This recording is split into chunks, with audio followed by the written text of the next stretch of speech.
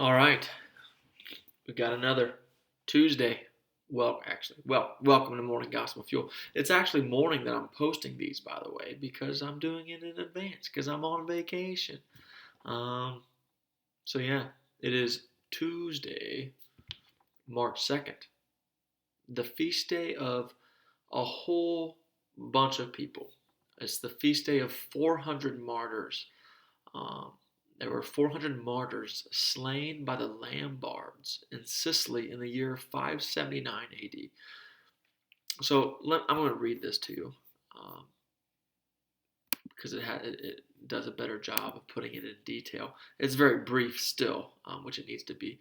But evidently, you can just see how difficult it was for early Christianity to take place. So and kind of how comfortable we were for quite some time, and now things kind of are going back to the old days, which isn't good, but it can also be good. Anyway, evidently 400 martyrs slain by the Lombards in Sicily refused to participate in idol worship and were massacred by the Lombards, which was a Germanic tribe, in the year 579. And then among those who perished, the names of the presbyter Sanctulus and the hermit Hospicius have been preserved. So those were two of the 400 martyrs, I guess. And evidently Saint Gregory Dialogus has written of them. Seems awfully Greek.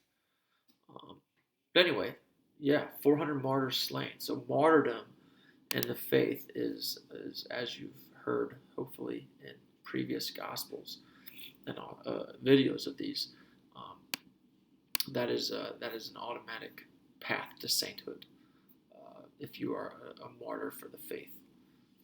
So let's get to the actual Gospel. Let's begin in the name of the Father, Son, and Holy Spirit. Amen. It is from Matthew 23, 1 through 12.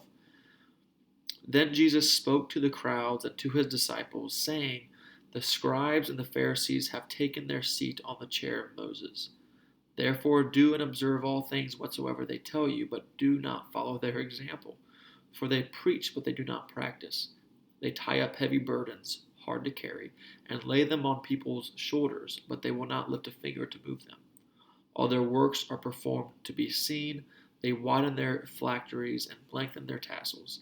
They love places of honor at banquets, seats of honor in synagogues, greetings in marketplaces, and the salutation, Rabbi. As for you, do not be called Rabbi. You have but one teacher, and you are all brothers. Call no one on earth your father. You have but one Father in heaven. Do not be called Master. You have but one Master, the Messiah. The greatest among you must be your servant. Whoever exalts himself will be humbled, but whoever humbles himself will be exalted." All right, so we've got the denunciation of the scribes and the Pharisees, and there's a lot of key points here that we could focus on. Again, there's more attachments to the Old Testament, talking about Moses and the scribes and the Pharisees and the Old Law, and but Jesus is really paying it. We need to pay attention to his dialogue on worship. Because any sort of worship that takes the attention away from God the Father is not good, because we need to keep our main focus on God the Father. So that is because Jesus is noticing in his time, because again, the Gospels are the reason why they're so important is because that is whenever Jesus was physically walking the earth. They explain stories of Jesus' true physical life. So he's noticing all these, all these preachers and all these religious people, and then and how much fame they're getting, and how much pride gets in the way, and how much false idols get in the way. He talks about their hypocrisy, and how they preach everything, but they don't practice it. And they judge people, but it's unfairly. And they love places of honor. They love recognition. They just love the sense of feeling as if they're superior to to those around them. And that is not what Christianity is about. If you recall from a couple weeks ago, St. Peter Damian, he was one that addressed that in the Catholic Church, of knowing that this was taking place in the Catholic Church with the papacy.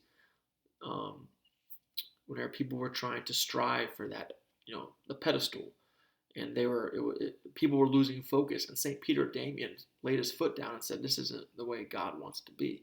So he fixed that and had a better, more peaceful vote whenever it came to distinguishing who the new pope was going to be. So now it's much more civil, in which St. Peter Damian counseled 7 consecutive popes, which is amazing. And so you see that, Jesus is trying to teach us that God the Father is the one that we need to worship. That's the only thing we worship. Catholics don't worship Mary. Catholics don't worship priests. Even though I know that there's some people out there that say, call no one on earth your father, you have but one Father in heaven. That's true. And, there's a lot of people that attack Catholics and why they call people, priest, father, so-and-so. The whole purpose of anything is to lead people closer to Christ. And there's this whole history and the whole teaching. I don't know all the answers, but people call Catholic priests Father because they take it is in persona Christi, so they display the true life of Christ. That's why they have such impactful vows of celibacy and obedience, and all these orders and promises that they keep, because it's just out of this world. Nobody understands. And so the fact that you're a Catholic priest automatically directs people to Jesus Christ. So people ask priests the deepest questions that are on their heart. But there's a lot more specific knowledge on that I don't have the time to get into, nor do I really know fully quite yet. So that's either way. That's the challenge. Today's challenge is about who or what is your false idol, because so many of us, including myself, have false idols. Whether it be we worship sports, we worship our family time, we worship entertainment, music, we worship fame, money, wealth. We worship rising to the top of whatever business or career we're in. There's so many things that we worship that are false idols, because we are treating various things in life as our God, whenever we should only have one God, and that's God the Father. So just do a quick reflection on what it is that you maybe pay too much attention to, and you put your faith and trust in that. And I think a good way to judge that is, what in your life, as you're thinking, like, would you rather go to a concert of your favorite artist, or would you rather go to church and pray? Like one or the other. And just kind of see where it is that you lie, and what needs work, and where we need to treat more as a gift as opposed to something that we worship. So with that being said, this is way too long of a video. Have a great day. God bless. Keep it real. And Father, Son, and Spirit, amen.